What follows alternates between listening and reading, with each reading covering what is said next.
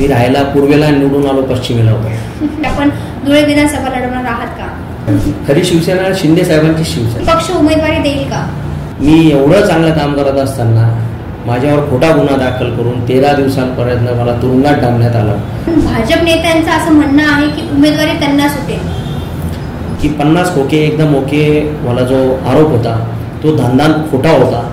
कला प्रमुख आणि आमदार याच्यापेक्षा कार्यकर्ता म्हणून राहायला मला खूप जास्त आवडतं. कारण आजही धुळेकर जनता मूलभूत सुविधांपासून मोठ्या प्रमाणावर वंचित आहे.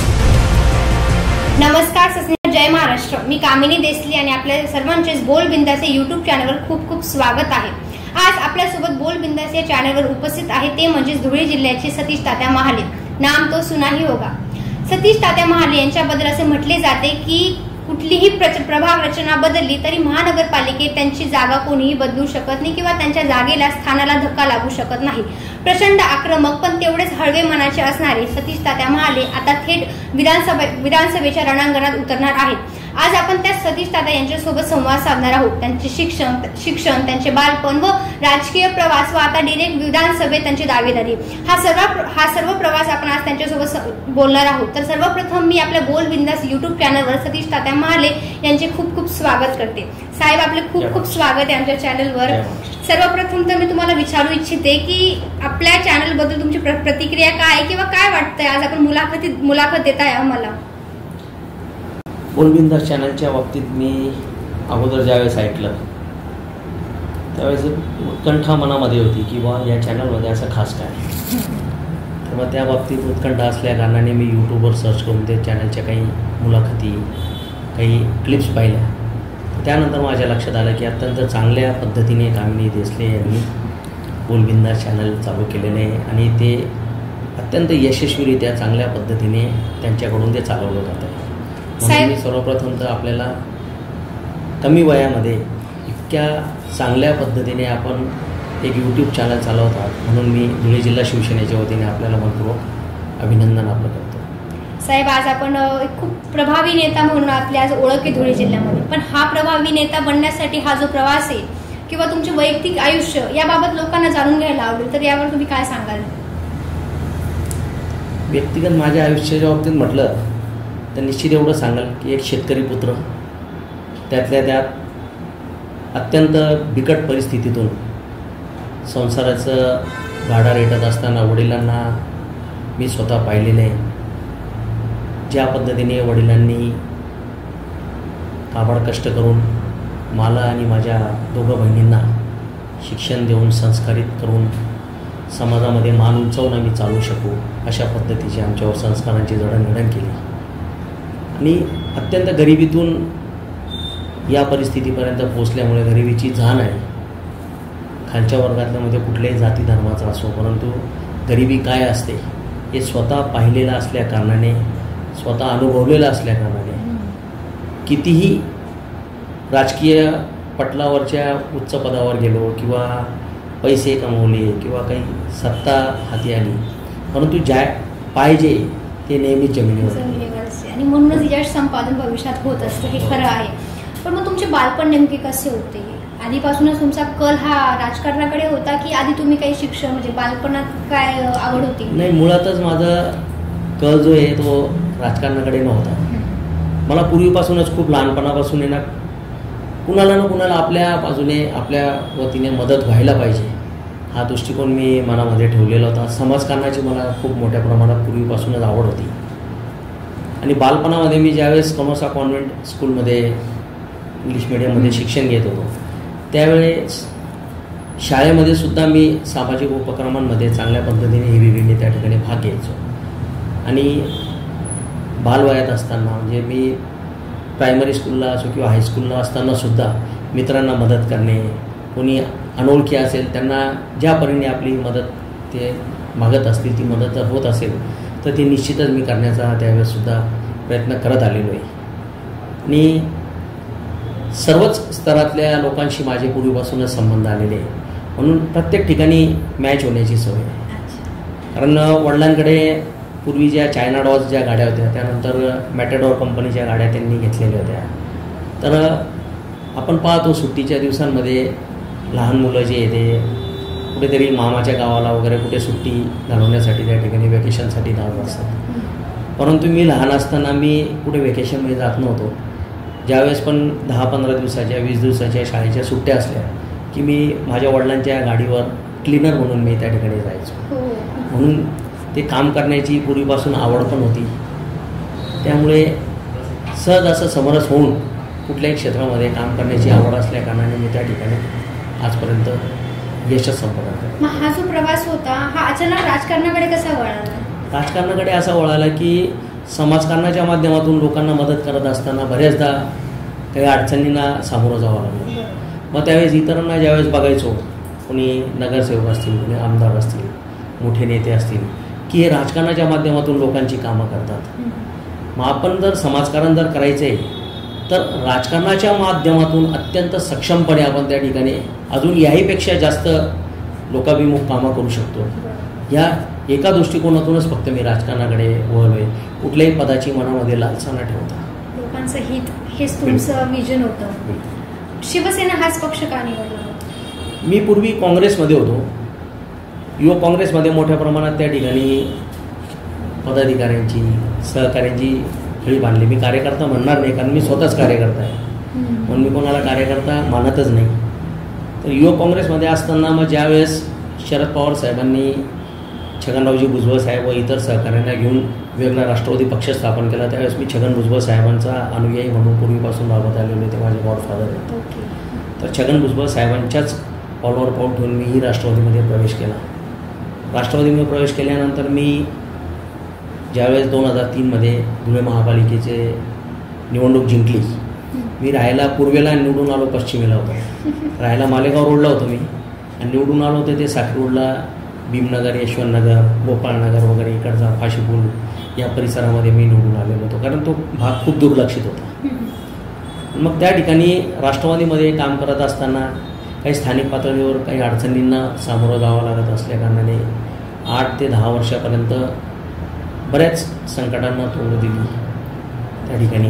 परंतु शेवटी सहनशीलता संपली आणि 2014 साली मी राष्ट्रवादी सोडण्याचा निर्णय छगनरावजी भुजबळ साहेबांची परवानगी घेऊन घेतला. आणि मग कुठल्या पक्षात जायचं असं छगनराव भुजबळ साहेबांनी मला विचारल्यानंतर त्यांना म्हटलं, कार्यकर्त्यांचा पक्ष म्हणून शिवसेना पक्षच आज महाराष्ट्रामध्ये 1 नंबर आहे, म्हणून मला कार्यकर्ताच बनवून काम करायला आवडतं, म्हणून मला शिवसेनेत प्रवेश करायचा आहे. तर त्यावेळेस मी 2014मध्ये शिवसेनेमध्ये प्रवेश केला.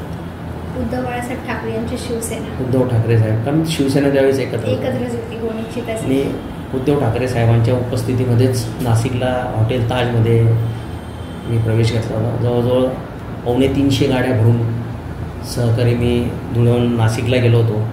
आणि त्यावेळेचा तो माझा पक्षप्रवेश इतका जोरात झाला होता की उद्धवजींनी आणि मिलिंद नार्वेकर साहेबांनी, संजय राऊत साहेबांनी पाहून तो पूर्ण कार्यकर्त्यांचं ताफा पाहिल्यानंतर ताज हॉटेलचा कॅम्पस पूर्ण कार्यकर्त्यांनी तुरुंब भरलेला होता. तर त्यावेळेस त्यांनी बघून विधानसभेचं तिकीट मला देण्याचा निर्णय घेतला होता 2014लाच. त्यावेळेसपासून मी शिवसेनेमध्ये कार्यरत होतो. परंतु शेवटच्या क्षणाला काही घडामोडी घडल्या आणि मुंबईहून नाशिकपर्यंत आलेला AB फॉर्म तो नाशिकला थांबवण्यात आला आणि दुसऱ्यांना उमेदवारी देण्यात आली. आज तुमचा राजकीय प्रवास हा तर आपण निश्चितच सगळेच लोक बघत आहेत, पण याआधी तुमच्या घराण्यामध्ये कोणी राजकारणात होतं का, किंवा त्यांची तुमच्या राजकीय आयुष्यात कसं योगदान होतं? नाही, पूर्वी आमचे आजोबा जे होते भगवानदादा महाले ते नगराध्यक्ष होते धुळ्याचे. भगवानदादा महाले नगराध्यक्ष झाले. त्यानंतर पितंबरदादा महाले आमचे काका ते नगरसेवक झाले. पंडित काका महाले तेही नगरसेवक झाले. 2003 साली तो 2003 साली मग महाले परिवाराचे आम्ही 4 नगरसेवक निवडून गेलेलो होतो. वेगवेगळ्या प्रभागातून 4 प्रभागातून 4 नगरसेवक आम्ही निवडून गेलेलो होतो. म्हणून राजकीय वारसा हा म्हणता येईल की आहे असा. परंतु जेही काही आजपर्यंतचं राजकीय पटलावर जे काही मिळवू शकलो, जिथपर्यंत पोचू शकलो, ते महाले परिवाराचं भक्कम असा पाठबळ तर होतंच.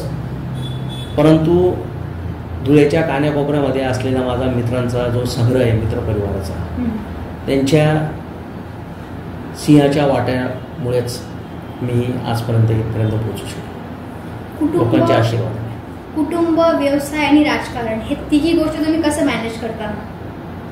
मी अगोदरपासूनच मी एक तत्व पाळत आलेलो आहे की राजकारणात मैत्री केलेली बरी, परंतु मैत्रीमध्ये राजकारण कधीच करायचं नाही. आणि आपण राजकारण करत असो, व्यवसाय करत असो किंवा समाजकारण करत असो, कुठल्याही क्षेत्रामध्ये आपण कार्यरत असताना सर्वप्रथम आपला परिवाराचा पाया भक्कम असायला पाहिजे. ज्या व्यक्तीचा परिवार सुखी तोच व्यक्ती बाहेर जास्तीत जास्त लोकांना न्याय देऊ शकतोय. जो व्यक्ती, मग तो राजकारणातला असो, समाजकारणातला असो किंवा व्यवसायातला असो, जो व्यक्ती परिवाराला सुखी नाही ठेवू शकला किंवा परिवार ज्या व्यक्तीमुळे संतुष्ट नाही, त्या व्यक्तीपासून बाहेरचे लोक कसे संतुष्ट असू शकतील. म्हणून मी अगोदरपासूनच आईवडिलांच्या शिकवणीतून जे जे काही शिकलं ते सर्वप्रथम पहिलं प्राधान्य परिवार कशा पद्धतीने आपल्याला संतुष्ट ठेवता येईल, परिवार कसा मेंटेन ठेवता येईल. त्यानंतर मग आपण सक्षमपणे परिवाराच्याच मॉरल सपोर्टवर, भक्कम पाठबळावर आपण बाहेरच्या कुठल्याही क्षेत्रामध्ये अति चांगल्या पद्धतीने काम करू शकतो. तुमच्या पूर्ण आयुष्यामध्ये असा एखादा किस्सा आहे का की जो सुखद पण आहे आणि त्याचा अजून एक दुःखद पण किस्सा आहे काहीतरी? सुखद जर म्हटलं तर आयुष्यामधला सर्वात सुखद क्षण जो आहे तो म्हणजे वडील इव्हनिंग वॉकला एकदा जात असताना वडिलांना एका गाडीने जोरात धडक दिली आणि रक्तबंबाळ अवस्थेमध्ये मी वडिलांना घेऊन ज्यावेळेस सिद्धेश्वर हॉस्पिटलला घेऊन गेलो त्यावेळेस कंडिशन त्यांची जास्त क्रिटिकल झाली होती. परंतु मी तातडीने निर्णय घेतला आणि त्यांना मुंबईला बॉम्बे हॉस्पिटल येथे हलवले आणि मृत्यूच्या दारातून वडील त्यावेळेस परत आले. तो माझ्या आयुष्याचा सर्वात सुखद क्षण होता. दुःखद असा काही प्रसंग घडला आहे आयुष्यात कधी? दुःखद क्षण म्हणजे माझ्या पाठची जी माझी बहीण होती ती ज्यावेळेस तिला देवाज्ञा झाली तो माझ्या आयुष्यातला सर्वात दुःखद क्षण. मुलाखतीच्या दुसऱ्या सेगमेंटमध्ये आपण सतीश तात्या महाले यांच्या वैयक्तिक आयुष्याबाबत किंवा आता वैयक्तिक आयुष्याच्या पलीकडे आपण राजकारण आणि राजकारणाविषयी त्यांचे आयुष्य कसे आहे किंवा त्यांच्या आता भविष्यातील विजन काय आहे हे आपण जाणून घेणार आहोत. तर सेकंड सेगमेंटमध्ये माझा तुम्हाला सगळ्यात पहिला प्रश्न असा आहे की आपण धुळे विधानसभा लढवणार आहात का? बिलकुल. कारण माझं म्हणा किंवा धुळे शहराचं म्हणा, मी दुर्दैव म्हणेल ते धुळे शहराचं किंवा माझं. आता शहराचंही असू शकतंय, माझंही असू शकतंय किंवा दोघांचंही असू शकतंय की 2014ला माझं तिकीट शेवटच्या क्षणाला शिवसेनेतून कट झालं. 2014ला जर तिकीट कट झालं नसतं तर धुळे शहराचा मास्टर प्लॅन सिटी असलेल्या धुळे शहराचा कशा पद्धतीने विकास व्हायला पाहिजे याचा मी एक रोडमॅप तयार करून ठेवलेला होता. त्या रोडमॅपमधलाच एक प्रामुख्याने सांगावासा भाग जो आहे तो म्हणजे 15 बारमाही. 15 बारमाही करण्याचे माझे जे संकल्पचित्र होते, जी संकल्पना होती माझ्या ते मी या गणपतीच्या वेळेस सुद्धा त्याचे सर्व बॅनर्सच्या माध्यमातून धुळेकर जनतेच्या समोर प्रेझेंटेशन केलं. आणि निश्चितच जर खरोखर जर त्यावेळेस दुर्दैवाने माझं तिकीट जर कट झालं नसतं तर मला ही आजही खात्री की मी 2014 या निवडणुकीमध्ये निवडून आल्यानंतर 19पर्यंत मी 15 बारमाहीचा तो प्रकल्प निश्चितच पूर्ण केला असता, जो उत्तर महाराष्ट्रामध्ये एकाही जिल्ह्यात नाही आहे. म्हणजे इव्हन नाशिकमध्ये सुद्धा नाही. नाशिक, नगर, जळगाव, धुळे आणि नंदुरबार या 5 जिल्ह्यातला तो पहिलाच प्रकल्प राहिला असता ज्यामध्ये 15 बारमाही हा जो माझा संकल्पनेतला विषय होता त्यामध्ये 15 बारमाहीच्या माध्यमातून मी वॉटर सेवरेज सिस्टीमचं सुद्धा त्या ठिकाणी शहराच्या मधोमध जाणारी आपली 15 आई जी तिच्या दोघे बाजूला कॅनल सिस्टीम करून सांडपाणी जे येते दोघं बाजूने त्या कॅनल सिस्टीमने वाहून सर्वात शेवटच्या बिलाडी रोडच्या जवळ असलेल्या बायपासला जो पूल आहे त्याच्या पुढे जाऊन 15 नदीमध्ये ते दूषित पाणी मिसळणार होतं.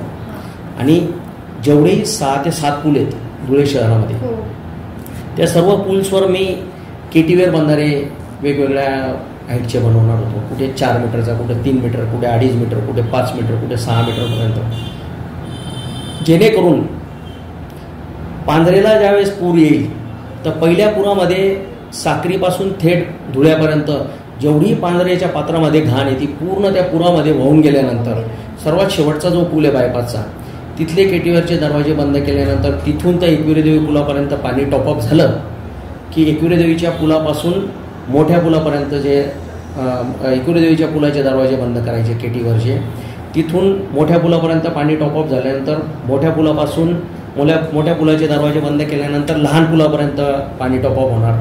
लहान पुलाचे दरवाजे बंद केल्यानंतर गणपती पुलापर्यंत पाणी टॉपअप होणार. गणपती पुलाचे दरवाजे बंद केल्यानंतर सिंधी कॅम्पाच्या पुलापर्यंत पाणी टॉपअप होणार. सिंधी कॅम्पाच्या पुलाच्या केटीवरचे दरवाजे बंद केल्यानंतर मोराणे गोंदूर बायपासच्या पुलापर्यंत पांझरेचं पात्र टॉपअप होणार.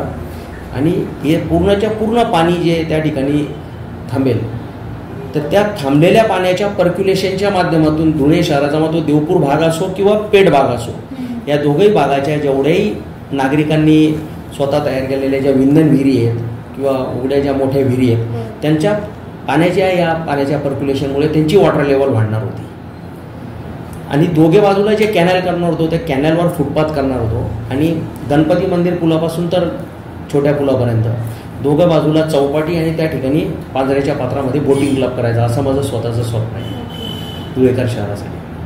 जर तुम्हाला उमेदवारी जाहीर झाली आणि तुम्ही विधानसभेत तुम्हाला यश संपादन झाले तर असं म्हणायला हरकत नाही की तुम्ही सगळ्यात पहिलं काम हे पांझरा नदीचंच करणार आहात. सर्वात पहिले पांझऱ्याचा प्रकल्प मला करायचा, कारण आज आपल्या धुळेकर जनतेला कुठल्याही स्तरातला असो, कुठल्याही जातीचा असो, कुठल्याही परिसरातला असो, धुळेकर जनतेला त्यांच्याकडे आलेल्या कुठल्याही पाहुण्यांना किंवा त्यांच्या स्वतःच्या लेकराबाळांना किंवा वयोवृद्ध नागरिकांना विरंगुळा म्हणून फिरायला जाण्यासाठी असं आज एकही स्पॉट नाही आहे. आपल्या धुळे जिल्ह्याचे तालुका स्पेस असलेल्या शिरपूरला बरेच जण त्या ठिकाणी रिक्रिएशन गाड्या त्या ठिकाणी, म्हणजे यापेक्षा जास्त दुर्दैव काय म्हणायचं.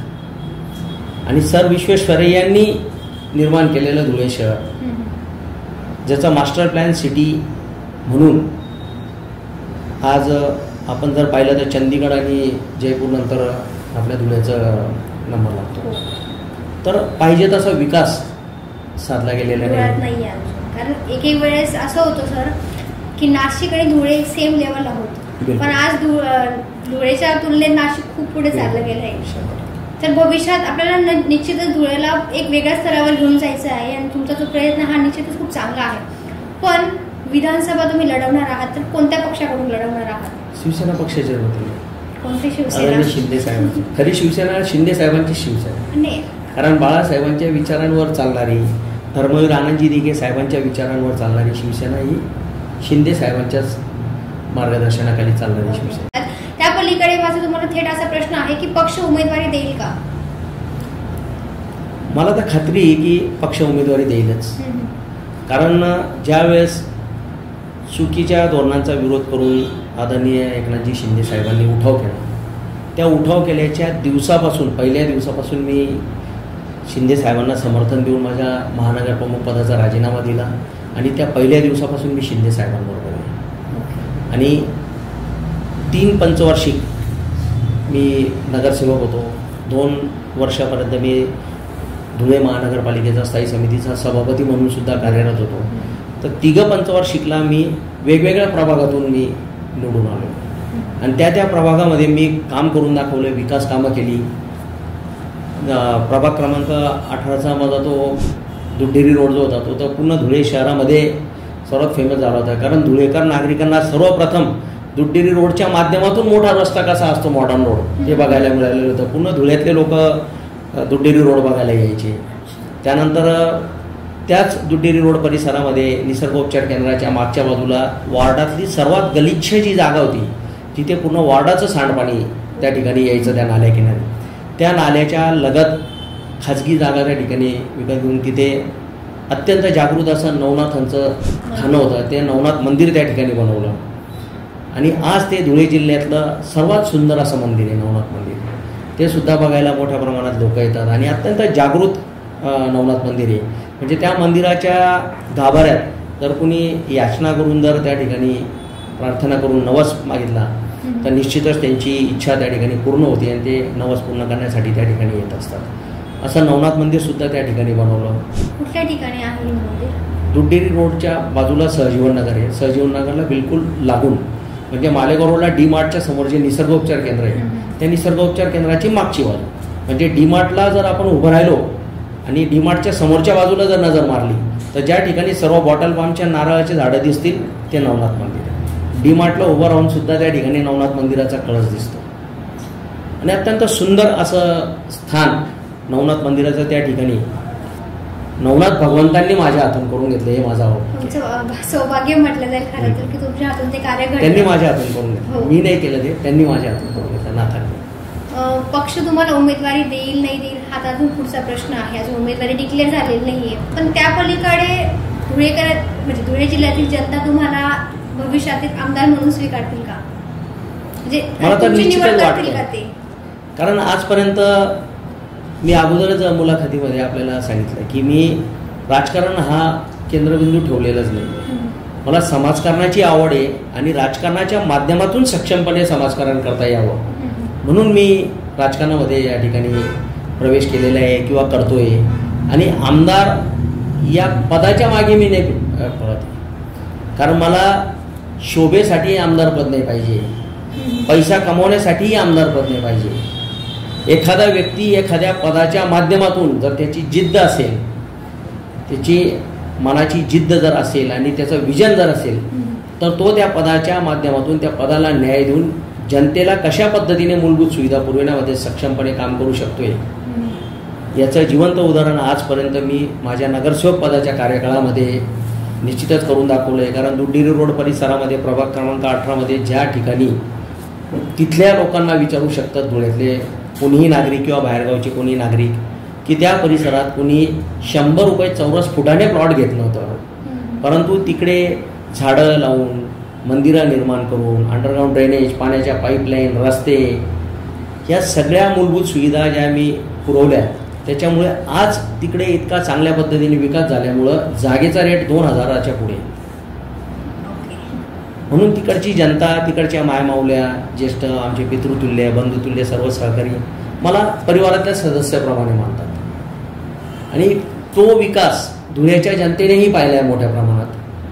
मागे मी 50,000 वृक्ष माझ्या महाले प्रतिष्ठान संस्थेच्या माध्यमातून 4-4.5 वर्षापर्यंत त्या रोपांचं संगोपन केलं होतं आणि तत्कालीन जिल्हाधिकारी तथा प्रभारी महापालिकेचे आयुक्त राहुल रेखावार यांना मी पत्र दिलं होतं महाले प्रतिष्ठान संस्थेच्या लेटर हेडवर की मी आणि माझ्या पत्नीने महाले प्रतिष्ठानच्या माध्यमातून 40 ते 45,000 झाडं जे आज मितीस कमीत कमी 15 ते 22 फुटापर्यंत उंचीची झाडं आहेत, ज्यामध्ये फळांची झाडं आहेत, शोभिवंत झाडं आहेत, दाट सावलीची झाडं आहेत, अशी सर्व झाडं ज्यांची आज बाजारभावाप्रमाणे किंमत कमीत कमी 2 कोटी असेल अशी झाडं आम्ही महाले प्रतिष्ठानच्या वतीने धुळेकर जनतेच्या दारासमोर लावण्यासाठी विनामूल्य देणार आहोत.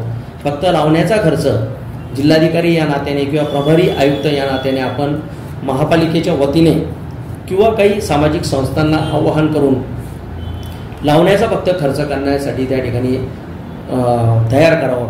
परंतु त्यावेळेससुद्धा आपल्या धुळेचं घाणेरडं राजकारण आडवं आलं आणि मी एवढं चांगलं काम करत असताना माझ्यावर खोटा गुन्हा दाखल करून 13 दिवसांपर्यंत मला तुरुंगात डांबण्यात आलं आणि ती 45 ते 50,000 झाडं जी 2019 मध्ये 2 कोटी रुपयांची झाडं होती त्या झाडांची प्रचंड प्रमाणात नासधूस झाली, विल्हेवाट लावली, विकली गेली धुळे महापालिकेच्या माध्यमातून. त्या झाडांचा धुळेकर जनतेला कुठेही लाभ मिळाला नाही. अन्यथा ती झाडं 45-50,000 झाडं जर 2019 मध्ये माझ्या संकल्पनेप्रमाणे मी दिलेल्या पत्राप्रमाणे जिल्हाधिकाऱ्यांशी समक्ष चर्चा करून मी पत्र दिलेलं होतं, एन्डॉस पण तशी आहे की समक्ष जिल्हाधिकारी महोदयांशी चर्चा करून दिले असे. ती झाडं 2019ला जर लागली असती तर आज आपलं पूर्ण धुळे शहर हिरवगार राहिलं असतं. आपण धुळ्याचं प्रतिनिधित्व करणार भविष्यामध्ये, पण धुळे जिल्ह्यामध्ये काही समस्या आहे, पण सगळ्या समस्यांना बाजूला ठेवून धुळे जिल्ह्यातील असा एखादा ज्वलंत मुद्दा असा कोणता आहे की आपण त्याच्यावर म्हणजे एक लक्ष दिलं पाहिजे आवर्जून? जिल्ह्याचा जर प्रश्न म्हटला तर खरोखर आपलं सुदैवाने भारताचा सेंटर असलेला जिल्हा. म्हणजे पूर्वेकडून पश्चिमेला जर जायचं आहे ट्रान्सपोर्टेशन करणाऱ्या गाड्यांना, तर त्यांना पूर्वेकडून पश्चिमेला जात असताना धुळेहून जावं लागतं, उत्तरेकडून दक्षिणेकडे जात असताना धुळेहून जावं लागतं. पूर्ण महाराष्ट्रातला एकमेव धुळे जिल्हा असा आहे की ज्यामधून national highway 3 Mumbai Agra highway, national highway 6 Nagpur Surat highway आणि नॅशनल हायवे 211 जो धुळेहून औरंगाबाद सोलापूर बीड मार्गे हैदराबादला जातो साऊथमध्ये, असे 3 राष्ट्रीय महामार्ग असताना मुबलक प्रमाणामध्ये जमिनी अत्यंत रास्त दरामध्ये मिळत असताना मोठ्या प्रमाणामध्ये पवन ऊर्जा आणि सौर ऊर्जा असे दोघेही पारंपरिक ऊर्जा स्त्रोत्राच्या ज्या मोठमोठे स्त्रोत्र आहेत धुळे जिल्ह्यामध्ये, त्यानंतर मोठ्या प्रमाणामध्ये धुळे जिल्ह्यातून वाहून सुरत मार्गे समुद्रामध्ये जाणारी तापी नदी, म्हणजे आज धुळे जिल्ह्यापेक्षा किमान 14 ते 15 पटीने जास्त लोकसंख्या असलेला सुरत जिल्हा हा तापी नदीच्या पाण्यावर सुजलाम सुफलाम झाला. परंतु आपल्या धुळे जिल्ह्यातून वाहून जाणारी तापी नदी तिच्या पाण्याचा फायदा आपल्या धुळे जिल्ह्याला घेता आला नाही. अशा सर्व काही गोष्टी समर्पक आणि अत्यंत चांगल्या पद्धतीने मोठ्या प्रमाणात उपलब्ध असताना आज आपल्या धुळे जिल्ह्यामध्ये रोजगाराचा खूप मोठ्या प्रमाणात अभाव आहे. उद्योग या ठिकाणी जास्त मोठ्या प्रमाणात आलेले नाही आहे. तरुण जे ग्रॅज्युएशन झाले असतील, उच्च शिक्षण घेतलेले असतील, अशा तरुणांना मुंबई, पुणे, नाशिक, औरंगाबाद किंवा इतर कुठल्या राज्यांमध्ये जाऊन काम शोधावं लागतं आहे. आपल्या परिवारापासून, आपल्या आईवडिलांपासून लांब राहावं लागतं आहे. हे पाहून एक त्या ठिकाणी मनात खंत वाटते की लवकरात लवकर जर आपल्याला खरोखर प्रतिनिधित्व करण्याची संधी जर मिळाली तर मोठ्या प्रमाणात या ठिकाणी उद्योगसुद्धा आणण्याचं माझ्या मनामध्ये मी ठाम निर्धार केलेला आहे की ज्या माध्यमातून शेकडो नाही पण हजारो तरुणांना मी काम मिळवून देऊ शकतोय, याबाबत मला आत्मविश्वास आहे. आपल्या बोलबिंदा चॅनलला तुम्ही तुमचे धुळे जिल्ह्याचे विकासात्मक विजन हे तुम्ही निश्चितच आता सांगितलेच आहे, पण भाजप नेत्यांचं असं म्हणणं आहे की उमेदवारी त्यांना सुटेल. जेव्हापासून 1995 सालापासून भाजप आणि शिवसेनेची युती झाली, त्या 1995 सालापासूनच्या झालेल्या युतीमध्ये जेव्हा जेव्हाही युती झालेली तेव्हा तेव्हा धुळ्याची महानगराची जागा ही शिवसेना पक्षाला सुटलेली आहे.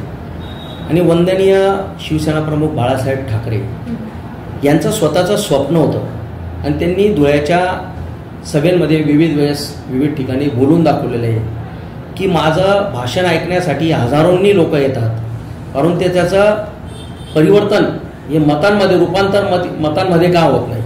माझं स्वप्न आहे की माझा शिवसेनेचा या ठिकाणी आमदार व्हायला पाहिजे आणि भगवा फडकायला पाहिजे. माझं ते स्वप्न केव्हा पूर्ण होणार हा मला प्रश्न पडलेला आहे. असं भाषणामध्ये वंदनीय शिवसेना प्रमुख बाळासाहेब ठाकरे यांनी उल्लेख केलेला होता.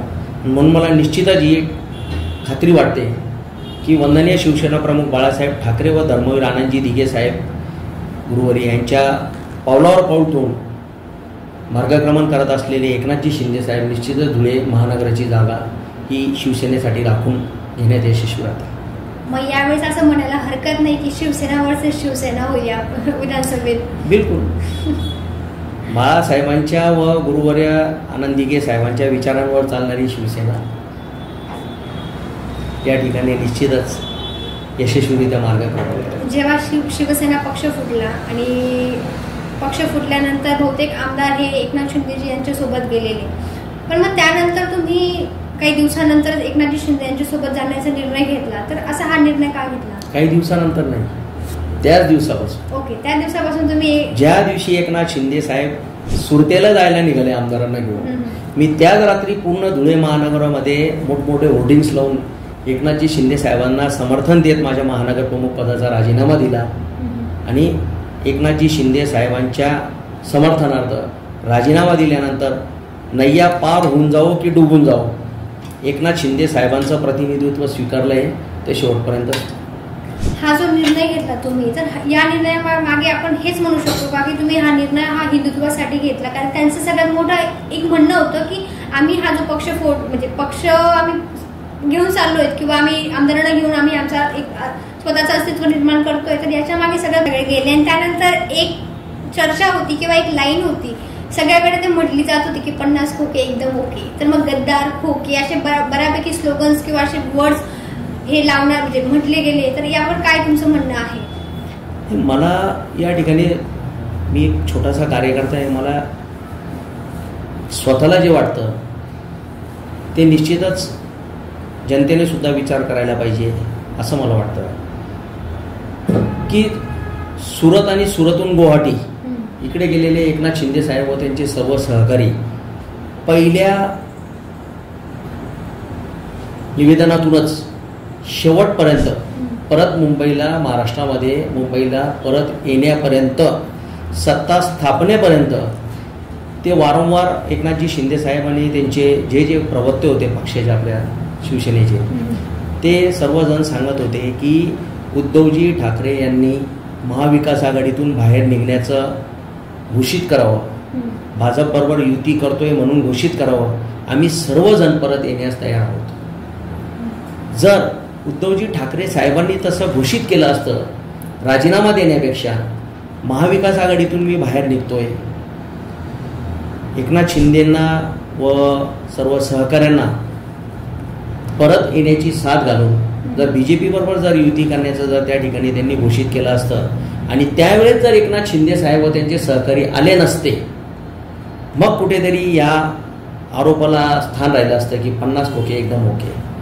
परंतु तशी कुठलीही जी मागणी एकनाथ शिंदे साहेब त्यांच्या सहकाऱ्यांच्या वतीने करण्यात आली की उद्धवजींनी डिक्लेअर करावं, महाविकास आघाडीतून मी बाहेर निघतोय, भाजपबरोबर युती करतोय, तुम्ही परत या, अशी कुठलीही साथ उद्धवजींकडून त्या ठिकाणी दिली गेल्याने, न गेल्याने एकनाथ शिंदे साहेब व त्यांचे सर्व सहकारी हे त्यांनी घेतलेल्या निर्णयावर ठाम राहिले.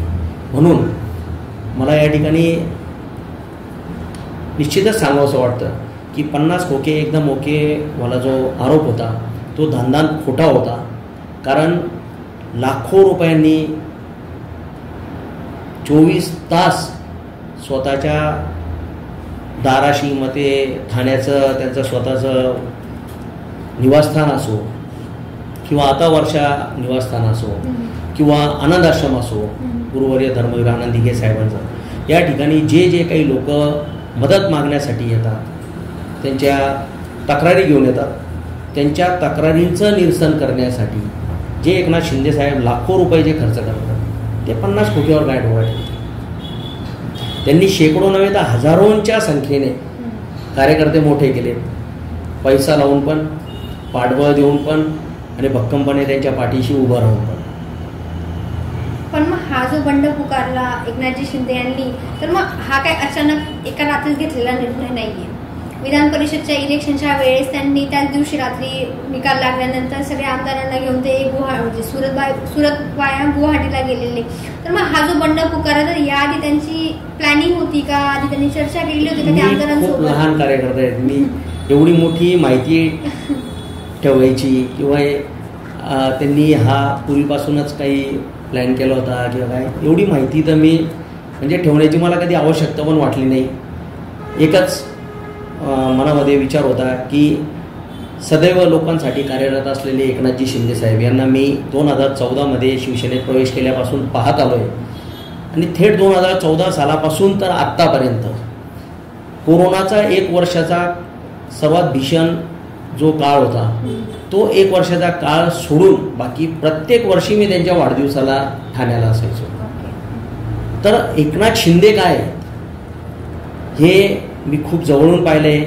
म्हणून निस्वार्थपणे कुठल्याही पदाची, पैशांची, संपत्तीची लालसा न ठेवता लोकांसाठी कार्यरत असलेलं बहुजन नायक, जननायक असं नेतृत्व म्हणजे एकनाथ शिंदे साहेब यांचा अनुयायी म्हणून त्या ठिकाणी वावरताना मला सार्थ अभिमान वाटतो.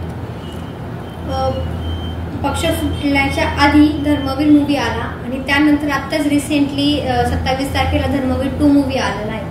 तर मग या मूवीमधून येणाऱ्या विधानसभेत काही फायदा होऊ शकतो का? नाही, महत्त्वाची गोष्ट म्हणजे धर्मवीर फर्स्ट आणि धर्मवीर 2 हा दोघंच्या दोघं जे पिक्चर आहे हे कुठे राजकारणामध्ये आपल्याला फायदा व्हायला पाहिजे असा कुठलाही हेतू डोळ्यासमोर ठेवून तो तयार करण्यात आलेला नाही आहे. परंतु मी या मुलाखतीच्या माध्यमातून तमाम महाराष्ट्राच्या जनतेला हात जोडून विनंती करू इच्छितो की धर्मवीर कसा असायला पाहिजे हे जर आपल्याला पहिल्या पिक्चरमधून जे काही कळालेलं आहे ते अजून दुसरा पिक्चर पाहिल्यानंतर निश्चितच पाहणाऱ्या श्रोत्यांना डोळ्यात अश्रू आल्याशिवाय राहणार नाही. कारण ज्या व्यक्तीने स्वतःच्या पोटची 2 मुलं समोर डोळ्याच्या समोर पाण्यामध्ये बुडून मृत्यू होताना पाहिलेली आहे, ती आयुष्यामध्ये कोलॅप्स झालेली व्यक्ती पुन्हा धर्मवीर आनंद दिघे साहेबांच्या पाठबळाने, मॉरल सपोर्टने, आशीर्वादाने उठून उभी राहिली आणि खंबीरपणे उठून त्यांनी महाराष्ट्राला आपला स्वतःचा परिवार समजून जे जनतेच्या सेवार्थ आत्तापर्यंत अविरत असं कार्य त्यांनी चालवलेलं आहे.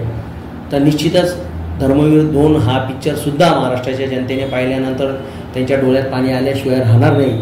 आणि धर्मवीर आनंद दिघे साहेब असतील, एकनाथ शिंदे साहेब असतील, हे वास्तवामध्ये काय आहे हे त्या पिक्चरच्या माध्यमातून दाखवण्यात आलेलं आहे. त्याच्यामध्ये जे काही आहे असं खोटं बनावट केलेलं काल्पनिक काहीच नाही आहे. एकनाथ शिंदे आणि धर्मवीर आनंद दिघे साहेब काय आहेत हे ठाण्यातल्या लोकांना जाऊन, महाराष्ट्राच्या इतर जनतेने जाऊन विचारलं तर त्यांना निश्चितच त्या ठाण्यातल्या लोकांच्या माध्यमातून पण पिक्चरमध्ये दाखवण्यात आलेले जे काय आहे तेच ऐकायला मिळेल. मी मागच्या प्रश्नावर परत येते की आमदारांना काही ऑफर दिली होती का वगैरे, की 50 खोकेवाला प्रश्न. तर मग तुम्हालाही, तुम्ही जेव्हा पक्षप्रवेश केला शिंदे साहेबांसोबत, तर तुम्हालाही काही ऑफर दिली होती का? मी ज्यावेळेस शिंदे साहेब सुरतेला जायला निघालो, ते निघाले, मी त्याच दिवसापासून त्यांच्याबरोबर आहे. बरोबर. मग आता ते निघाले तर त्यांची नैया पार होईल की डुबून जाईल, ते मुख्यमंत्री होतील का, आता कोणी विचार पण नाही केला होता. मी तर लांबचीच गोष्ट आहे, त्यांच्या चिरंजीवाने म्हणजे खासदार श्रीकांतजी शिंदे साहेबांनी किंवा त्यांच्या पत्नी आदरणीय लतावहिनी साहेब यांनी किंवा त्यांच्यासोबत असणाऱ्या लोकांनी सुद्धा विचार केला नसेल की ते मुख्यमंत्री होऊ शकतात. मग त्यात त्यांनी ऑफर देण्यासारखा असा काही विषय नव्हता, कारण ते तिकडे सुरतेला जायला निघाले, ते त्यांच्याच कामात व्यस्त होते आणि मी इकडं बॅनर्स लावण्यामध्ये व्यस्त होतो, म्हणून ऑफर्स वगैरे हा काही विषय नव्हता. आणि राहिली गोष्ट आमदारांची, तर ताई आपल्याला मी या ठिकाणी सांगू इच्छितो की तशी कुठल्या ऑफर वगैरेचा काही विषय नाहीच आहे. एकनाथजी शिंदे साहेब पूर्वीपासूनच त्यांचे काही कार्यकर्ते असतील, पदाधिकारी असतील किंवा जे महाराष्ट्रातले विविध भागातून निवडून आलेले शिवसेनेचे किंवा इतर पक्षाचे आमदार असतील, या सर्वच आमदारांना एकनाथ शिंदे साहेबांनी स्वतःच्या वतीने ठाण्यात असो, मुंबईत असो, काही अडचण आली तर त्या अडचणींमध्ये मदत करत आलेले. ते ज्यावेळेस सार्वजनिक बांधकाम मंत्री होते, नगर विकास मंत्री होते, त्यावेळेस सुद्धा त्यांनी मोठ्या प्रमाणावर आमदारांना निधी देऊन विकास कामं जी वेगवेगळ्या आमदारांच्या मतदारसंघांमध्ये केली. त्यामुळे आमदारांना सुद्धा असा ठोस असा विश्वास त्यांच्यापासून निर्माण झाला होता त्यांच्याप्रती की ही व्यक्ती भक्कमपणे आपल्याला एवढं मोठं करण्यामध्ये आपल्या पाठीशी भक्कमपणे उभी राहते. तर ह्या व्यक्तीवर विश्वास ठेवून कुठलाही मोठा निर्णय जरी घ्यावा लागला तर तो आपला निर्णय चुकू शकत नाही, असा ठाम विश्वास त्यांना एकनाथजी शिंदे साहेबांच्या बाबतीत होता. म्हणून एवढ्या मोठ्या प्रमाणामध्ये, कारण लालच जर 50 खोके एकदम ओकेवाला जर आरोप आपण जर खरा आहे असं जर म्हणायचं म्हटलं तर कोणी गरीब असा आमदार असला किंवा मध्यमवर्गीय असला त्याला आपण समजू शकतोय की 50 खोके वगैरे घेऊन तो एकनाथ शिंदे साहेबांबरोबर जाऊ शकतोय. परंतु शिंदे साहेबांच्या 40 शिवसेनेचे आणि 10 अपक्ष या आमदारांपैकी पाहिलं तर 25-30 आमदारांच्या पुढे असे आहेत की जे स्वतःच एकदम गर्भ श्रीमंत आहेत, त्यांचे स्वतःचे उद्योग व्यवसाय आहे, त्यांना मुळातच पैशाची काही कमी नाही. तर ते कुठल्या पैशांच्या आमिषाला बळी पडून तिकडे गेलेले असा विषय नाही आहे. शिंदे साहेबांसारखं मावळ आणि तळमळ असलेलं जे व्यक्तिमत्व आहे त्यांच्यावर विश्वास ठेवूनच ते गेले आणि तो विश्वास त्यांचा सार्थ ठरला. कारण ज्या दिवसापासून मुख्यमंत्री म्हणून एकनाथजी शिंदे साहेबांनी धुरा सांभाळली त्या दिवसापासून जे 40 शिवसेनेचे आणि 10 अपक्ष आमदार होते त्यांना तर त्यांनी मोठ्या प्रमाणात निधी देऊन विकास कामं त्यांच्या मतदारसंघात आजपर्यंत कधी झाली नव्हती. इतक्या मोठ्या प्रमाणात विकास कामं त्या ठिकाणी झाली. यांची तर झालीच, परंतु भाजपच्या आणि इतर पक्षाच्याही आमदारांच्या मतदारसंघात मोठ्या प्रमाणात, कारण त्यांनी भेदभाव वगैरे कधीच मानला नाही की हा आमदार आपल्या विरोधी पक्षाचा आहे, तो आमदार आपल्या बाजूने नाही, असं कुठलाही भेदभाव न मनात ठेवता त्यांनी आलेल्याला त्या ठिकाणी आपल्या हातून देण्याचं काम केलेलं आहे. सध्याचं राजकारण पाहता गेल्या 3-4 वर्षापासून जे राजकारण संपूर्ण महाराष्ट्रात चाललंय, कारण की एकनाथजी शिंदे यांनी बंड पुकारला, त्यानंतर लगेच अजित पवार यांनी केला. तर मग हे सगळं पाहता आजकालचे जे तरुण आहेत ज्यांना राजकारणाकडे येण्याची इच्छा आहे, तर मग यांनी या राजकारणातून काय बोध घ्यावा किंवा तुम्हाला काय वाटतंय की काही मेसेज द्यावासा वाटतोय की आजकाल म्हणजे युवकांनी, राजकारणात येणाऱ्या युवकांनी काय सांगाल त्यांच्यावर?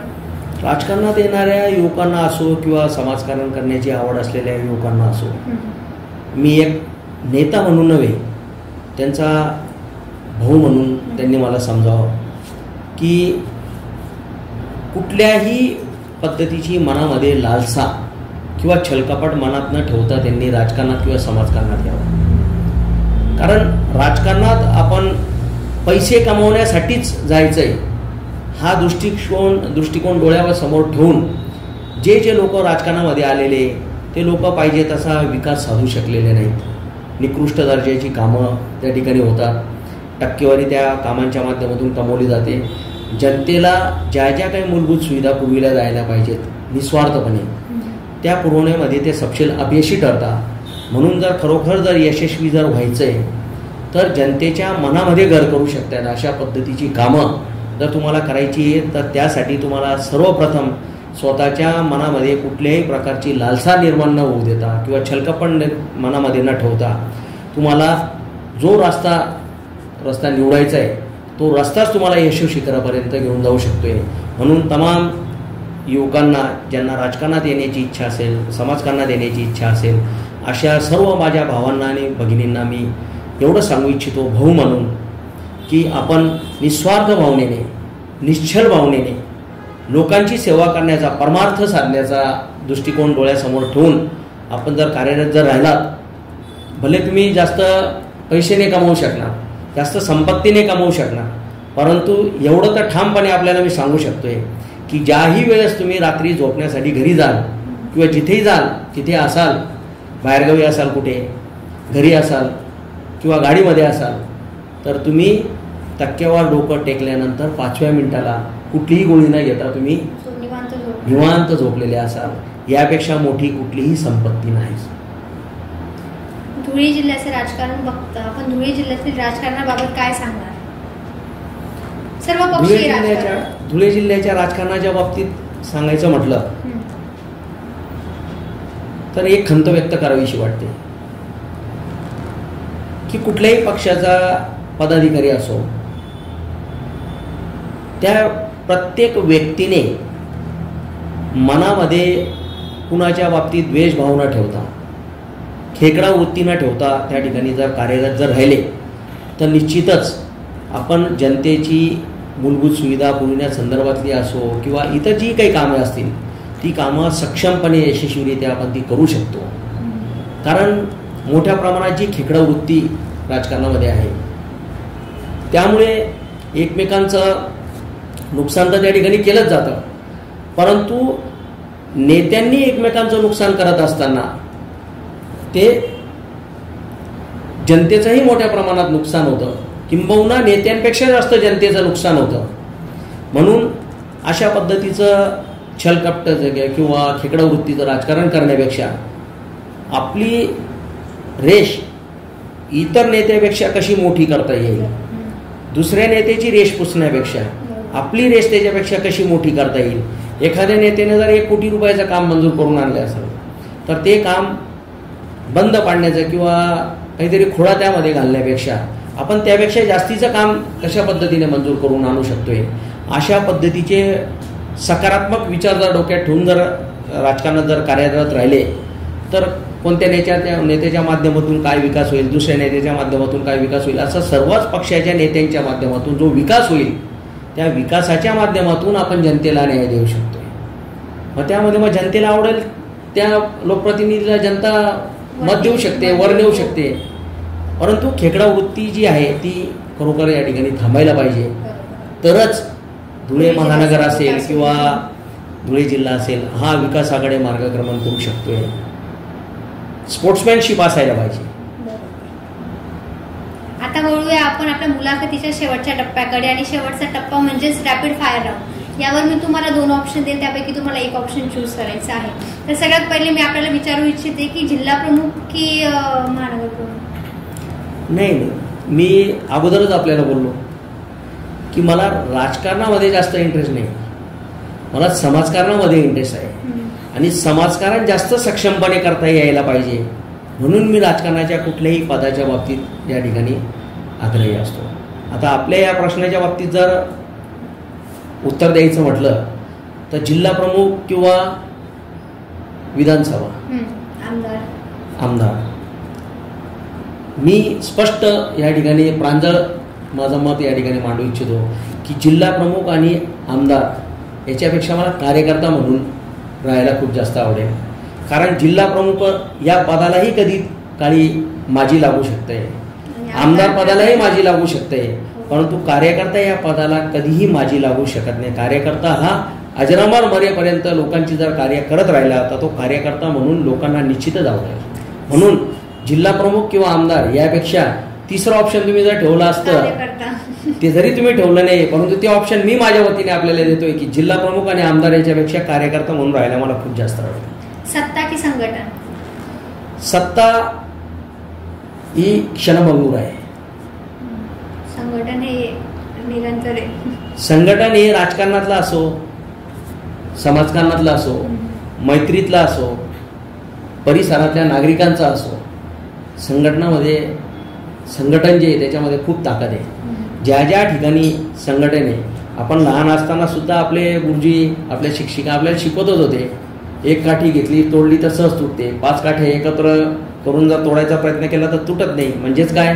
संघटन. म्हणून सत्तेपेक्षा संघटन जास्त महत्त्वाचं आहे.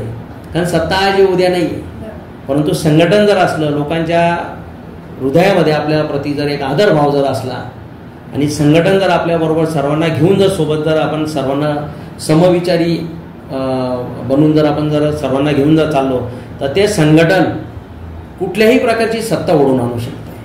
म्हणून सत्तेपेक्षा संघटन कधीही महत्त्वाचं आहे. पक्ष निर्णय की भविष्याच्या लोकांच्या हितासाठी बंडखोरी? पक्ष निर्णय हा सर्वात महत्त्वाचा. कारण ज्यावेळेस एकनाथ शिंदे साहेबांनी उठाव केला होता ते मुख्यमंत्री होतील असं मला काही वाटलं नव्हतं, म्हणून सत्तेचा तर काही विषय नव्हता. परंतु ते जोही काही निर्णय घेतील तो योग्यच राहील असं मला वाटतं. आणि त्यांनी घेतलेल्या निर्णयाच्या माध्यमातून जर खरोखर जर महत्त्वाचा विचार जर करायचा म्हटला तर धुळेकर जनतेने ते ठरवायचं आहे की त्यांचा आमदार कसा असायला पाहिजे. कारण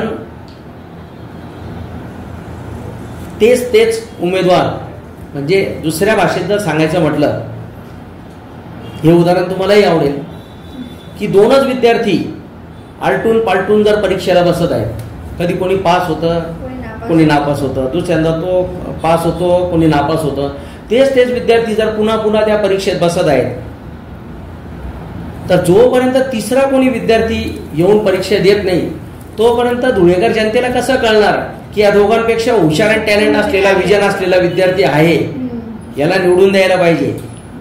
म्हणून या ठिकाणी सर्वात महत्त्वाचं हे की पक्ष जो निर्णय घेईल तो मला मान्य राहील आणि लोकांचा जो विचार आहे तो तुम्ही राजकारणात येण्याच्या पूर्वीपासून करतच आहे. म्हणून लोकांना न्याय देण्यासाठी जेही काही मला करता येईल ते करण्यासाठी मी तत्पर हजरच राहील. व्यवसाय की राजकारण? राजकारणात व्यवसाय नाही, व्यवसाय आणि राजकारण दोघं मी करत आलोय, परंतु राजकारणात मी आजपर्यंत व्यवसाय नाही केलेला आहे. धुळे महानगरपालिकेच्या इतिहासात मी 15 वर्षांपर्यंत नगरसेवक म्हणून वेगवेगळ्या प्रभागातून निवडून गेलो. 2 वर्ष स्थायी समिती सभापती होतो. धुळे महापालिकेचे जेवढे स्थायी समिती सभापती होऊन गेले आज पावेतो, स्वतःचं उत्पन्न वाढवण्यापेक्षा महापालिकेचं उत्पन्न मोठ्या प्रमाणात वाढवणारा एकमेव सभापती म्हणजे सतीश महाले याची नोंद माहितीच्या अधिकाराने काढून आपण केव्हाही माहिती घेऊ शकता धुळे महापालिकेतून की धुळे महापालिकेचं उत्पन्न सतीश महाले सभापती असताना कशा पद्धतीने वाढले आणि किती कोटींनी चालायला वाढलेले. म्हणून पूर्वीपासून मला राजकारणामध्ये फक्त समाजकारण सक्षमपणे करता यावं म्हणून रस होता. म्हणून मी राजकारणाच्या ठिकाणी राजकारणच करत आलोय. राजकारणात मी कधीही व्यवसाय केला नाही, मी कधी कुठला कॉन्ट्रॅक्ट घेतला नाही, कधी कुठल्या कामाचं कमिशन घेतलं नाही.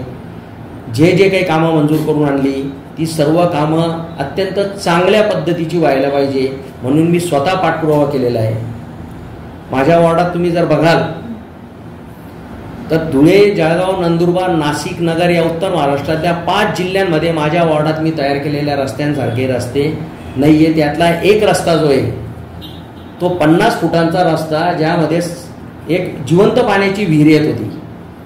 ती जिवंत पाण्याची विहीर बुजवावी लागणार होती, परंतु त्या विहिरीच्या माध्यमातून मी माझ्या 2 टँकरने धुळे महानगरात किंवा आजूबाजूच्या 5, 25, 30 खेड्यांमध्ये जेव्हाही दुष्काळ सदृश परिस्थिती होती, पाण्याची टंचाई होती, त्यावेळेस मी मोफत पाणी पुरवठा त्या ठिकाणी केलेला आहे. ते गोशाळा असतील, लोकांना असेल, मी पाणी पुरवठा करायचं काम केलं आहे. ती जिवंत पाण्याची विहीर रस्त्यात येत होती, परंतु मी कॉन्ट्रॅक्टरला सांगितलं की ही विहीर बुजवायची नाही. आणि ते एक रोल मॉडेल आहे की ते 50 फुटांचा रस्ता 24.5 फूट रस्ता आणि गटार त्या विहिरीवरून घेऊन गेलेलो आहे. म्हणजे ती विहीर पण जिवंत ठेवली. हो, विहीर पण जाऊ द्यायची नाही आणि रस्ता पण पूर्ण 50 फुटांचा करायचा डीपी रोड. मग त्या रस्त्याची आणि गटारीची क्वालिटी इतक्या चांगल्या पद्धतीची आहे की त्या गटारीचं एक थेंब पाणी विहिरीमध्ये टपकत नाही. आणि रस्ता विहिरीवरून जो स्लॅब टाकण्यात आलेला आहे, ते आय गटर पोल टाकून स्लॅब तयार करण्यात आलेले. कॉन्ट्रॅक्टर बोलले किंवा याचं बजेटमध्ये एस्टिमेटमध्ये नव्हतं ताते हे काम, मग आम्हाला याला 5, 25, 30 लाख रुपये जास्त लागतील. कॉन्ट्रॅक्टरला म्हटलं माझ्या जागी जर दुसरा कोणी नगरसेवक राहिला असतं त्याला 2% प्रमाणे कमिशन दिलं असतं ना. मग डी मार्टचा 100 फुटी रोड, हा डीपी रोड, मोवाडी गावाला जाणारा डीपी रोड, ही 19.5 कोटींची कामं मी तुम्हाला जी दिली आहे त्याचं कमिशन माझं 50-60 लाख रुपये झालं असतं. मला तुमची चहा पण नको, पण म्हटलं मला हा स्लॅब अत्यंत चांगल्या पद्धतीचा टाकून पाहिजे आणि त्यावरून रस्ता टाकायचा आहे. तर आयगडर टाकून स्लॅब टाकलाय विहिरीवर आणि गटार पण नेलेली अत्यंत चांगल्या पद्धतीचं काम ए विभाग या कॉन्ट्रॅक्टरांनी त्या ठिकाणी केलं. 100 टनाची गाडी जरी त्या स्लॅबवरून गेली तरी रस्ता लपकत नाही. इतकं चांगल्या पद्धतीचं रोल मॉडेल माझ्या त्या रस्त्याचं मी त्या धुळेकर जनतेला करून दाखवलं. ते काम करून किती महिने किंवा वर्ष झाले? ते काम करून झाले ना जवळजवळ 7-8 वर्ष झाले. 7-8 वर्ष तशीच कंडिशन आहे आज पण. आणि दुड्डेरी रोड पण जो मी तयार केला होता तर आपल्या माहिती करता सांगतो की दुड्डेरी रोड मी 2008-9 मध्ये ज्यावेळेस तयार केला तर 7 ते 8 वर्षापर्यंत माहितीच्या अधिकाराने कोणीही मागवू शकतं. 7 ते 8 वर्षांपर्यंत दुड्डेरी रोडवरून अवजड वाहनं जात असतानाही एक बिल्लाचंही खड्डं त्याला पडलं नाही आणि महापालिकेला त्या ठिकाणी 1000 रुपयाचंही मेंटेनन्स करण्याची गरज पडलेली नाही. असा दुड्डेरी रोड मी त्या ठिकाणी तयार केला होता. धुळे शहर विधानसभेचं आपलं प्रतिनिधित्व करण्याची आपली तयारी आहे. तर मग आपल्या चॅनलच्या माध्यमातून तुम्ही संपूर्ण धुळे शहरातील जनतेला आपण हे कळू द्या की नेमकं धुळे शहरातील सगळ्यात ज्वलंत असा मुद्दा कोणता आहे जो जनतेसमोर आणणे गरजेचं आहे, त्यावर तुम्ही काहीतरी उपाययोजना करणार नाही. वास्तविक जर धुळेकर जनतेच्या ज्वलंत प्रश्नांच्या बाबतीत जर बोलायचं म्हटलं तर मुळातच मी या ठिकाणी सांगू शकतो ठामपणे की धुळेकर जनतेला आजपर्यंत लोकप्रतिनिधी पाहिजे तसा न्याय देऊ शकलेला नाही. कारण आजही धुळेकर जनता मूलभूत सुविधांपासून मोठ्या प्रमाणावर वंचित आहे. मी अगोदरच आपल्याला सांगितलं की तापी नदी एवढ्या मोठ्या प्रमाणामध्ये या ठिकाणी पाणी वाहून समुद्रामध्ये नेते. सुरत जिल्हा जेव्हा एवढा सुजलाम सुफलाम झाला आहे, परंतु आपला धुळे महानगरपालिकेचा पाणी प्रश्न जो आजही इतका बिकट आहे की अक्कलपाडा धरण पूर्ण भरलेलं, तापी नदीमधून आपल्याला पाणी मिळतंय, डेडरगाव तलावमधून आपल्याला पाणी मिळतंय, नाकाने तलाव, हरण्यामाळ तलावातून आपल्याला पाणी मिळतंय, परंतु सुयोग्य असं नियोजन नसल्या कारणाने आणि निकृष्ट दर्जाचं पाणी पुरवठा योजनेचं काम झालेलं असल्या कारणाने मुबलक प्रमाणामध्ये पाणी असतानाही आजही धुळेकर माझ्या मायमावल्यांना 8-8, 9-9 दिवसांपर्यंत पाण्यासाठी भटकंती करावी लागते. पाणी साठवून ठेवावं लागतं, ड्रम्स भरून ठेवावे लागतात, हंडे बादल्या वगैरे भरून ठेवावं लागतात. हे दुर्दैव आहे. याचबरोबर इतरही ज्या गोष्टी स्वच्छतेच्या बाबतीत असतील, आरोग्याच्या बाबतीत असतील, शिक्षणाच्या बाबतीत असतील, मला दाखवा ना महापालिकेची एखादी तरी, महानगरपालिकेच्या शिक्षण मंडळाची एखादी चांगली शाळा की ज्यामध्ये गणवेशापासून दप्तर आणि वह्या पुस्तकांपासून अत्यंत चांगल्या प्रकारचं विद्यार्थ्यांना त्या ठिकाणी सुविधा दिली जाते. नाही. रस्ते गटारी पाहिजे तसे निकृष्ट दर्जाची कामं त्या ठिकाणी होतात. 2-2, 3-3 महिन्यामध्ये नवीन रस्त्यांवर खड्डे पडून जातात. नियोजन नाही, विजन नाही. अगोदर अंडरग्राऊंड ड्रेनेज चांगल्या पद्धतीने करायला पाहिजे, पाण्याच्या पाईपलाईन चांगल्या पद्धतीने करायला पाहिजे. अंडरग्राऊंड ड्रेनेज आणि पाण्याच्या पाईपलाईन झाल्यानंतर चांगल्या क्वालिटीचा जर कॉन्क्रीट रोड जर केला तर पाण्याच्या पाईपलाईनचं पाणी लीक होणार नाही, अंडरग्राऊंड ड्रेनेजचं पाणी लीक होणार नाही. रस्ता निकृष्ट दर्जाचा नसला तर तो वर्षानुवर्षापर्यंत टिकेल. धुळेकर जनतेला पाहिजे तरी काय, त्यांना फक्त विकास पाहिजे, परंतु तो शाश्वत विकास करण्यामध्ये सपशेल आजपर्यंत मी कुठल्या पक्षावर, कुठल्या नेत्यावर आरोप नाही करत आहे. माझं सरसकट सर्वांच्या बाबतीत म्हणणं आहे की जोपर्यंत धुळेकर जनतेला शाश्वत विकास हा चेहरा दिसत नाही तोपर्यंत धुळेकर जनतेचा हा ज्वलंत प्रश्न सुटणार नाही. त्यातल्या त्यात सर्वात महत्त्वाच्या ज्वलंत प्रश्नाकडे मी आपलं लक्ष केंद्रित करू इच्छितो. आपलंही आणि आपलं यूट्यूब चॅनलच्या माध्यमातून ही मुलाखत जे कोणी पाहतील त्यांचंही, की कुठल्याही प्रकारच्या मूलभूत सुविधा त्या ठिकाणी धुळे महापालिका आजही 2024 धुळेकर जनतेला देऊ शकत नाही आहे.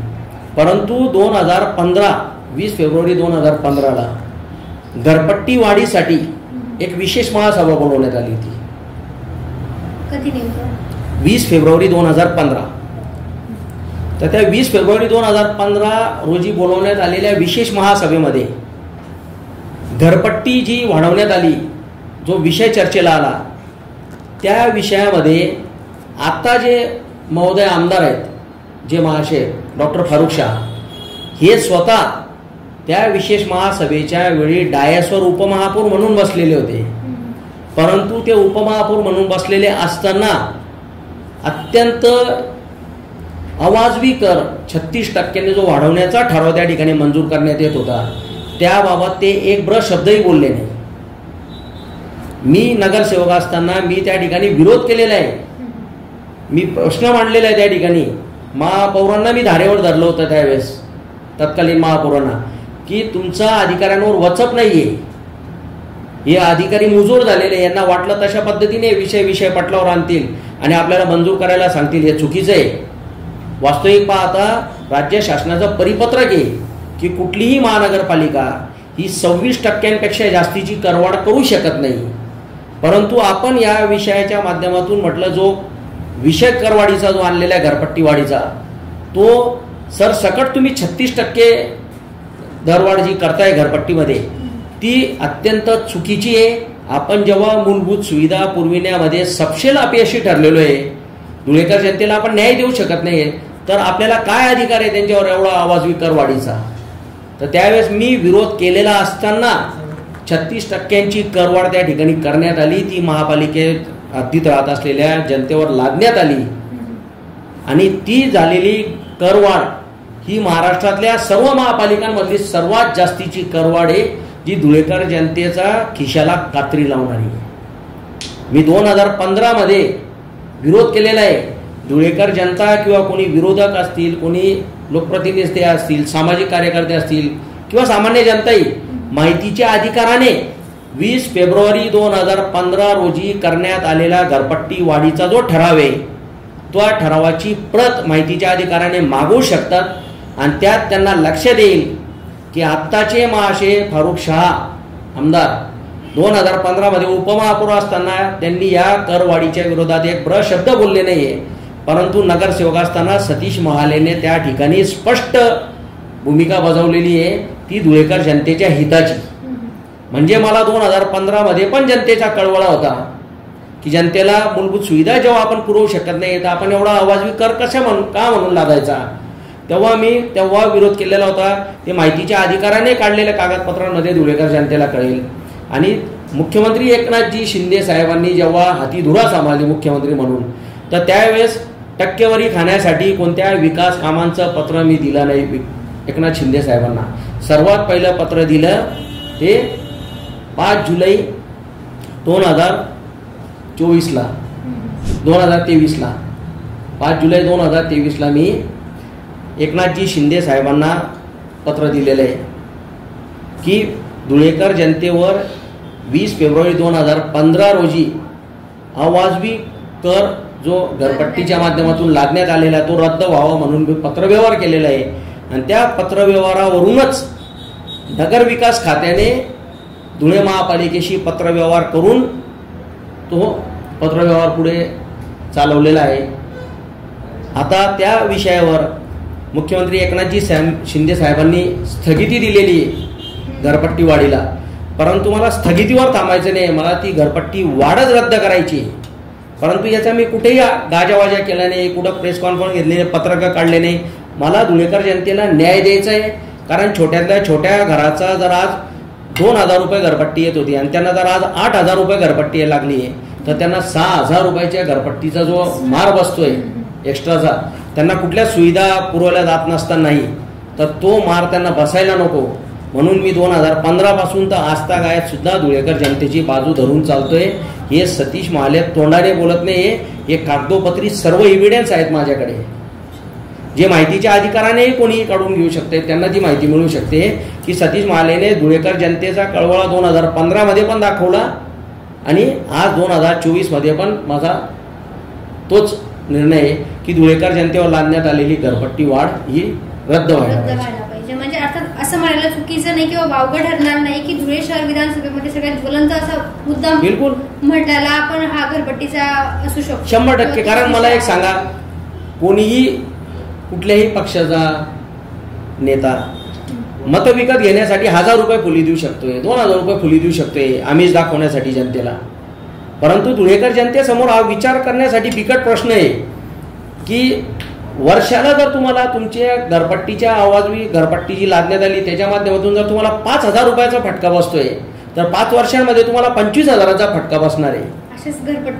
तर तुम्ही 25,000 रुपये 5 वर्षामध्ये तुमच्या खिशाला कात्री लागायला नको म्हणून आवाज उठवणाऱ्या सतीश तात्या महाले पाहिजे की 1,000 रुपये फुली किंवा 500 रुपये फुली देणारा नेता तुम्हाला पाहिजे, किंवा भूलथापा देऊन खोटं बोलून त्या ठिकाणी जनतेची मतं घेणारा पुढारी पाहिजे? हे धुळेकर जनतेने विचार करायला पाहिजे. हे जे तुमचं विजन आहे, धुळे शहर विधानसभे आता तोंडावर आलेली आहे, हा एक प्रश्न तर आहेच, पण या पलीकडे अजून असे एखादा मुद्दा आहे का की त्यावर लोक बोलत नाहीये किंवा लक्ष दिलं जात नाहीये? घरपट्टीचा विषय सोडून आहे ना. सर्वात महत्वाची गोष्ट काय आहे की या ठिकाणी खंत व्यक्त करावीशी वाटते की धुळेकर जनतेची सहनशीलता इतकी मोठ्या प्रमाणात आहे की अवाजवी घरपट्टी वाढ होते, मूलभूत सुविधा पुरवल्या जात नाही, गटारी काढल्या जात नाही, भुगले उचलल्या जात नाही, लाईट वेळोवेळी चालू होत नाही, पाणी पुरवठा रोज नाही 1 दिवस आड तरी मिळायला पाहिजे, 5 दिवसानंतर पण 5-5, 8-8, 9-9 दिवसानंतर पाणी मिळतंय, स्वच्छता राखली जात नाही, महापालिकेचे हॉस्पिटल ज्या पद्धतीने असायला पाहिजे तसे नाहीये, शाळा नाहीये. मग महापालिकेच्या वतीने कुठल्याही मूलभूत सुविधा पुरविल्या जात नसताना एवढा सगळा मी जाच म्हणतोय, सहन करते. हे जनतेची सहनशीलता जी आहे ती बघून मला या ठिकाणी खंत व्यक्त करावीशी वाटते की जनतेने का म्हणून एवढी सहनशीलता ठेवावी, का म्हणून जनता त्या ठिकाणी जागरूक होत नाहीये आणि मतदानाला बहिष्कार टाकण्यापेक्षा किंवा कुणाच्या तरी पैशांच्या आमिषाला बळी पडून चुकीच्या व्यक्तीनं मतदान करण्यापेक्षा, मग तो नगरसेवक असो, आमदार असो, खासदार असो, चुकीच्या व्यक्तीच्या पैशांच्या लाभापोटी किंवा त्याच्या भूलतापांना बळी पडून त्या ठिकाणी किंवा एवढं काही जाच सहन करावा लागतोय, एवढ्या मूलभूत सुविधांची गैरसोय सहन करावी लागते, तरी त्या ठिकाणी बाहेर निघून योग्य व्यक्तीला का म्हणून मतदान करत नाही. उलट मतदान असलं तर जनता म्हणते 2 दिवसाची सुट्टी आहे, जाऊ द्या काय मतदान करायला जायचं, तेच पुढारी. असं करण्यापेक्षा मला जनतेला सांगावंसं वाटतं की तुम्ही पुढाकार घेऊन स्वतःही मतदानाला बाहेर निघा. बाकीच्यांनाही मतदानाला बाहेर काढा आणि तुम्ही पैसे घ्या नका घ्या मी हे नाही म्हणणार, परंतु तुम्ही मतदानाचा पवित्र असा हक्क बजावत असताना कोण तुमची आजपर्यंत सेवा करत आलेलं आहे, कोण तुमच्याशी चांगल्या पद्धतीने सलोख्याची वागणुकीने तुमच्याशी वागत आलेलं आहे, कोण वरपर्यंत चांगले पॉवरफुल संबंध असल्यामुळे तुमचे प्रश्न मार्गी लावत आलेले आहे, कोणामध्ये धुळे शहराचं विकासाचं विजन आहे, कोण हिंदुत्वाची तास धरून चालतोय, कोण माणूस तुमच्याशी भूलथापा न देता खोटं न बोलता वास्तविकता तुमच्या समोर मांडून तुमची कामं मार्गी लावण्याचा प्रयत्न करतोय, अशा एका लोकप्रतिनिधीच्या मागे तुम्ही भक्कमपणे तुमचं पाठबळ उभं करा, परंतु मतदानाच्या माध्यमातून फक्त घोषणा देऊन नाही, हे माझं म्हणणं आहे. म्हणून सर्वात महत्वाचा हा पण एक बिकट प्रश्न आहे की धुळेकर जनता ही मतदानाला बाहेर निघत नाही आणि मतदानाला बाहेर निघत नाही म्हणून मागच्या विधानसभेला होत्याचं नव्हतं झालं. खरंय. म्हणजे ते कसं माहिती का, एक म्हण आहे की दोन लोकांच्या भांडणीमध्ये किंवा दोन लोकांच्या तिसरा व्यक्ती फायदा होतो, तो त्याला एक फळ मिळतं. नाही, मला मग या ठिकाणी जनतेला हेच सांगावं वाटतंय की ठीक आहे, दोन जणांच्या भानगडीमध्ये तिसरा निवडून गेला असं आपण म्हणतोय, पण तिसऱ्याला निवडून देणारे कोण? जनताचे. मग जनतेने विचार करायला पाहिजे ना की दोन जण भांडताय ना, परंतु आपण अभ्यास करायला पाहिजे की भांडणारे दोघं जे कोणामध्ये कॅलिबर आहे आपलं नेतृत्व करण्याचं, कोणामध्ये कॅलिबर आहे ज्याचं विजन चांगलं आहे, कोण लोकांशी चांगल्या पद्धतीने बोलत आलेला आहे, मितभाषी, लोकांना खोटं न बोलता रेटून न बोलता वास्तविकता जी येते समोर मांडतो, कोणाचे वरपर्यंत कॉन्टॅक्ट चांगले, अशा एकाला निवडा ना. नाही, आता आपण म्हणताय ते खरं आहे आणि आपली धुळे शहरातील जी जनता आहे ती अतिशय हुशार आहे आणि ते भविष्यातील त्यांच्या स्वतःच्या हिताचाच नक्की यावेळेस विचार करतील. या विधानसभेत आपल्याला देखील आपल्याला उमेदवारी मिळाल्यानंतर आपल्याला यश संपादन होईलच, हे मी नक्कीच आपल्याला शुभेच्छा देते. मी तर स्पष्ट सांगणार आहे जनतेला की मला आमदार म्हणून आपली सेवा करण्याची संधी मिळाली तर मागील 25-30 वर्षांपेक्षा जास्तीचा शाश्वत विकास मी जर करून नाही दाखवला तर दुसऱ्या पंचवार्षिकला मला फॉर्म पण भरून देऊ नका.